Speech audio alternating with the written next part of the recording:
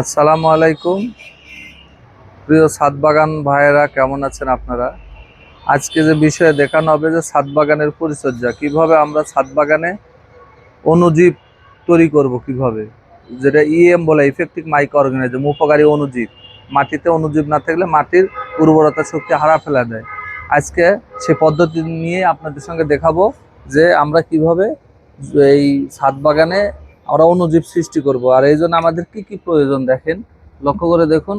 আমি এই যে এখানে এটাতে আছে মলাসেস। আমি ইতিমধ্যে মলাসেস এখানে ঢেলে নিলাম। এই যে দেখতে পাচ্ছেন আপনারা, মলাসেস আমি এখানে ঢেলে নিলাম। এখানে মলাসেস নেওয়া হয়ে গেল ঢেলে। এরপর এই মলাসেসটা আমরা রেখে দিলাম। এটা যা নেওয়া হয়েছে, নেওয়ার পর এখানে পানি নিলাম। লক্ষ্য করে দেখেন, এই পানি নেওয়ার পরে এই মলাসেসগুলো, এখন আরো পানি নেবো এখানে। তারপরে এই যে লক্ষ্য করে দেখেন, এই যে এগুলো মোলাসেস, দেন রং কি হয়ে গেছে এখানে। এই যে মোলাসেস এখানে মিক্সার করে দিলাম। এরপরে আপনার আরেকটু জিনিস লক্ষ্য করে দেখেন, এটা হলো ট্রাইকোডার্মা পাউডার। এটা এখন ট্রাইকোডার্মা পাউডার, এটা আমরা এখানে পানির সাথে মিক্সার করে দেবো। মিক্সার করে দেওয়ার পরে আপনার মিক্সার করার পরে এটা আমরা হলো আরেকটু পানি নিয়ে নিই। তারপরে আমরা টপ গাছে দিয়ে দেবো।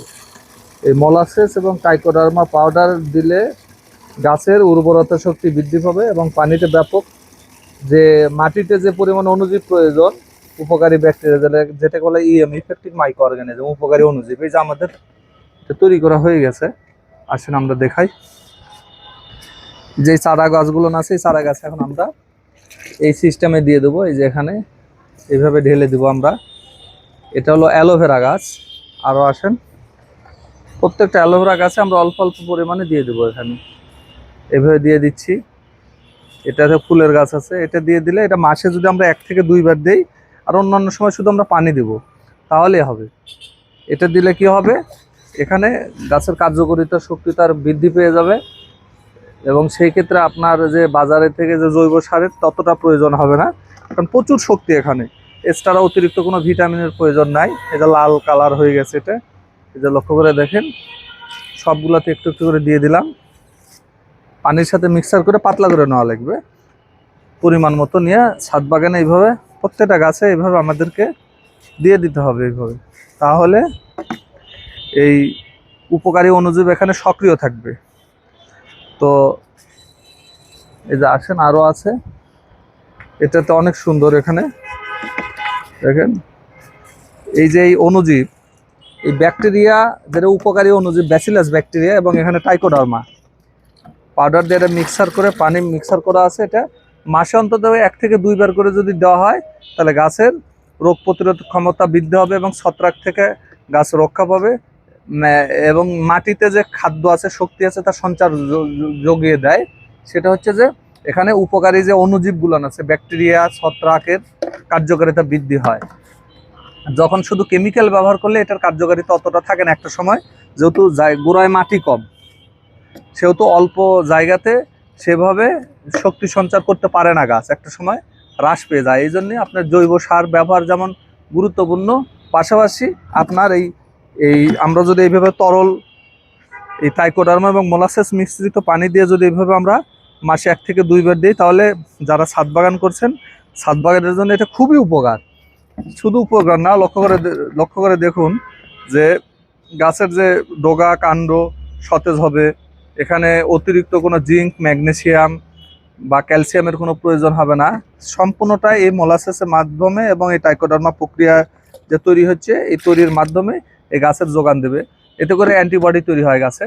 বিশেষ করে যে গাছে যে এক ধরনের ছত্রাক ধরে, পচন ধরে, পচনের হাত থেকে সুরক্ষা পায়, এই জন্য অ্যান্টিফাঙ্গাল বা অ্যান্টিফাঙ্গিসাইড ব্যবহারেরও তেমন প্রয়োজন হয় না।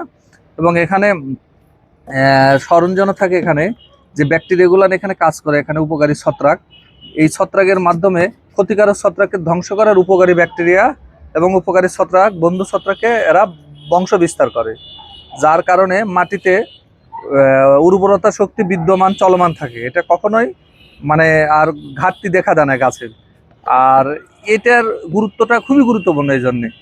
এই জন্যে যারা আমরা শুধু টিএসপি, পটাশ, ম্যাগনেসিয়াম সার শুধু ব্যবহার করলে সে গাছের কিন্তু আয়ুকাল কমে যায়, দ্রুত গাছগুলো নষ্ট হয়ে যায়। আর বিশেষ করে ছাদ বাগানে তো আপনার জায়গা কম, স্বল্পতা, অল্প জায়গাতে মাটি কম থাকে, এই জন্য এখানে অধিক পুষ্টির প্রয়োজন আছে। আর যার কারণে আপনার এইভাবে যদি আমরা এই এই আপনার টাইকোডার্মা মিশ্রিত যে পানিগুলো আছে, এই যে এটা অতিরিক্ত আরো পানিতে মিক্সার করেছি, এটা যদি আমরা নিয়মিত যদি আমরা আমাদের ইয়েতে যদি ব্যবহার করি, তাহলে এই গাছের দ্রুত বর্ধনশীল হবে, গাছের রোগ প্রতিরোধের থেকে রক্ষা পাবে।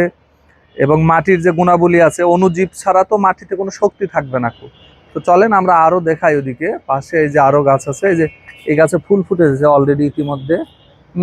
এবং ফলনের ক্ষেত্রে শতভাগ প্রোডাকশন আসবে এবং ফুল ফল খুব ঝরে যায়। লক্ষ্য করে দেখবেন গাছের অনেক সময় ফুল ফল ঝরে যায়, তখন আমরা কিন্তু বাজারে থেকে যদি সার ব্যবহার করি তাহলে আরো ফুল ফল ঝরে যাবে। সেই ক্ষেত্রে কিন্তু এটা কিন্তু আমরা আবার হরমোন ব্যবহার করি ফুল ফল আনার জন্য। আর এই অণুজীব যখন সক্রিয় থাকবে তখন সুষম মাত্রায় গাছের যে একটা ব্যালেন্স করে খাবারের, যার কারণে ফুল ফল আসতেও যেমন বাধা হয় না, 100% ফুল ফল আসে এবং ফুল ফলও ঝরে যায় না। এতে করে গাছের ফুল ফল পর্যাপ্ত পরিমাণ আসে, যার কারণে বাগানীদের এটা খুবই গুরুত্বপূর্ণ একটা জিনিস। বিশেষ করে যারা ছাদ বাগান করতেছেন, এটা ছাদ বাগানীদের জন্য এই প্রোগ্রামটা করলাম, আজকের প্রতিবেদন।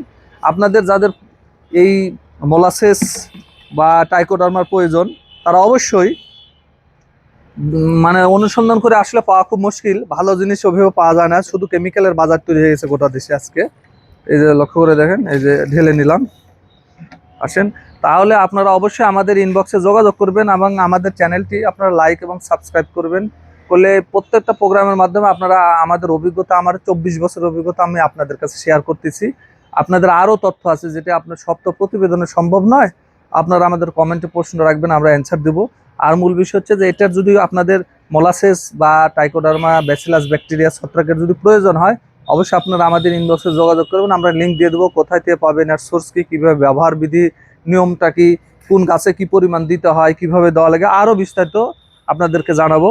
সে পর্যন্ত আপনারা আমাদের সাথে থাকুন। দেখেন আরেকটা জিনিস লক্ষ্য করেন, আমরা এখানে, এটা হলো কিসের বোতল, এটা একটা 7 আপের বা জুসের বোতল একটা। সেই বোতলে কিন্তু আমরা কি করেছি দেখেন, সুন্দর করে এখানে আগে মাটি ভরে দিয়েছি, দেওয়ার পরে লক্ষ্য করে দেখেন এর ভিতরে এই যে গাছগুলো লাগিয়ে দিয়েছে, যেখানে আবার একটু এই যে খাবারটা দিয়ে দিলাম, এটা হয়ে গেল খাবারটা।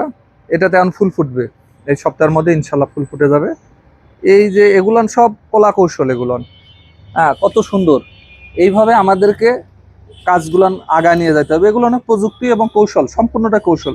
কিন্তু টাইকোডার্মা এবং ব্যাকটেরিয়া উপকারী ছত্রাকের জন্য গাছগুলোর যে একটা গুরুত্বপূর্ণ খাদ্যের যে একটা বড় ভূমিকা পালন করবে। এর ভিতরে যেমন আপনার হলো জিঙ্ক আছে, ম্যাগনেসিয়াম আছে, সালফার আছে, ফসফরাস আছে, নাইট্রোজেন আছে, তারপরে আপনার ফাইবার আছে, তারপর B12, তারপর 4CPA, প্লান্ট গ্রোথ রেগুলেটর, সব কিছু উপাদান মিলেই কিন্তু এই এই একটা উপাদান এটা তৈরি হয়ে গেছে, যার কারণে এটাকে বলা হয় যে এখানে অল কমপ্লিট। এটা যদি আমরা ব্যবহার করি তাহলে আমাদের গাছের খুব মানে অন্যান্য যে সার দিয়ে যে আমাদের ক্ষতি হওয়ার সম্ভাবনা থাকে, যেমন নাইট্রোজেন সার বেশি হলে গাছ মরে যাওয়ার সম্ভাবনা থাকে, ফসফরাস বা পটাশিয়াম ম্যাগনেসিয়াম বেশি হয়ে গেলে সেই ক্ষেত্রেও গাছের গ্রোথ কমে যায়, নানান প্রবলেম আছে। আর এটা ব্যবহারের কারণে এ ধরনের কোনো প্রবলেমই এখানে হবে না। এটা অল ব্যালেন্স করে এখানে। সে পর্যন্ত আপনারা থাকুন এবং আরও তথ্যের জন্য আমাদের চ্যানেলটি আপনারা লাইক এবং সাবস্ক্রাইব করুন।